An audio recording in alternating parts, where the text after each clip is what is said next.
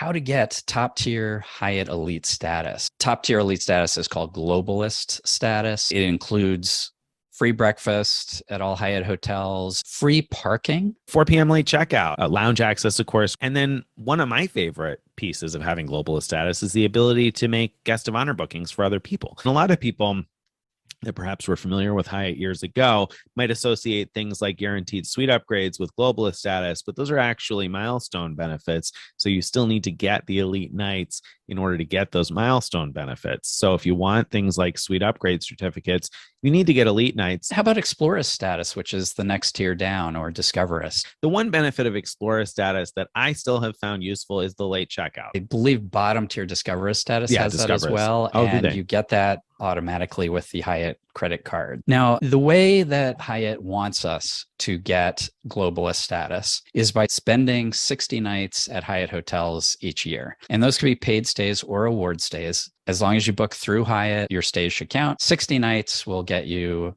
globalist status, and you get to keep it each year by doing another 60 nights each calendar year. Most of us listening to this podcast want to know, how can I get globalist status without paying for 60 nights of hotels? The most obvious hack is to get one or two Hyatt credit cards. There's the World of Hyatt consumer credit card, and there's a business version of the credit card. The personal card gives you 5 elite qualifying nights every year, just automatically, just by having the card. Boom, you get the card, you're down to only needing 55 nights a year. For every $5,000 you spend on the card, you get 2 more elite qualifying nights. And this card gives you a free night when you spend $15,000 in a calendar year. So in total, if you spend $15,000 a year on your World of Hyatt credit card, that'll be 11 elite nights you'll have each year from the card. So you'll need only 49 additional nights with stays.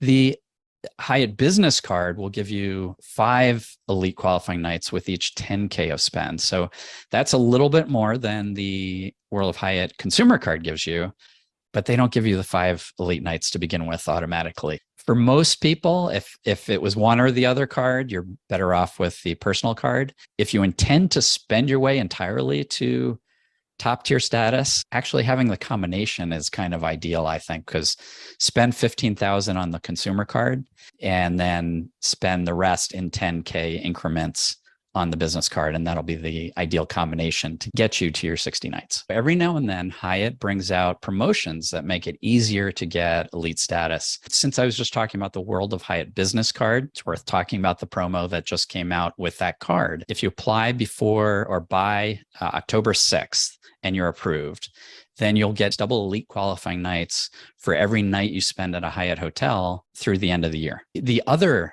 doubling of elite nights promotion that's out is, I believe it's once again called Bonus Journeys, which is Hyatt's favorite name for their promotions, unfortunately. What they're doing is they're giving you double elite nights at a large selection of what they call inclusive collection hotels. As long as you stay between September 15th and December 20th, you'll get double elite qualifying nights for those stays at those properties. Of course, you have to register for that promotion first. It's worth noting that the business card doubling promo and the bonus journeys promo stack. You get one bonus night because of the business card and one bonus night because of the bonus journeys promotion.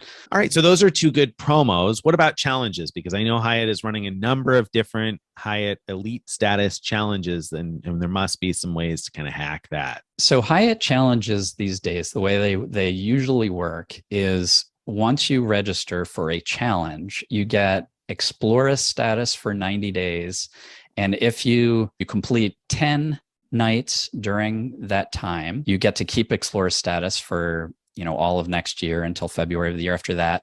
But if you do 20, depending on whether you qualify for this part or not, you'll get globalist status for that period of time. Basically, if you sign up now, it means getting globalist status till the end of February of 2024 with just 20 nights. The promos we just talked about do not help. You can't stay 10 nights at an all-inclusive and say, well, it's getting doubled, so that's 20 nights, so it should count.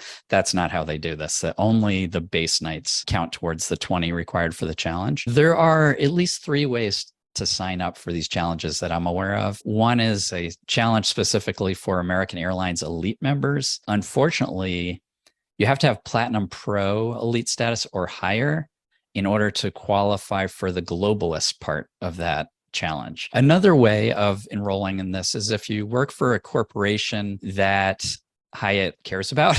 I don't know if you have an email address from one of a number of large businesses that Hyatt accepts, then you could register online for the challenge as I described it. And that one, everyone would be eligible for the globalist part of that.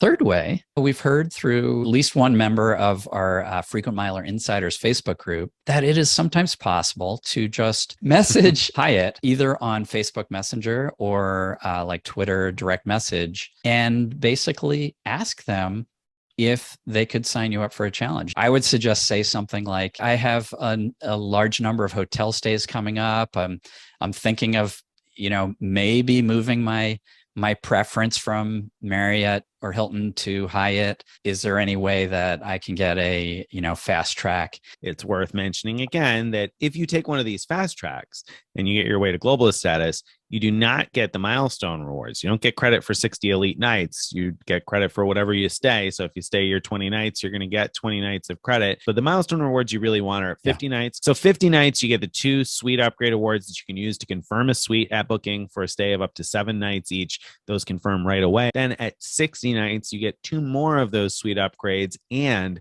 a category 1 to 7 free night certificate. So the 50 and 60 night milestone rewards are worth going after. If you're able to meet the terms of the challenge now with the 20 nights, then that might make it a lot easier to reach those milestone benefits next year. Staying at Hyatt's is not the only way to earn elite qualifying nights from your stay. For example, Hyatt has a great partnership with SLH, Small Luxury Hotels of the World. And as long as you book a stay at an SLH property through Hyatt, and you can book with points or with cash, then the nights spent at that SLH property will count just like a Hyatt stay. I always check it both check in and check out to make sure that my Hyatt number is attached to the stay.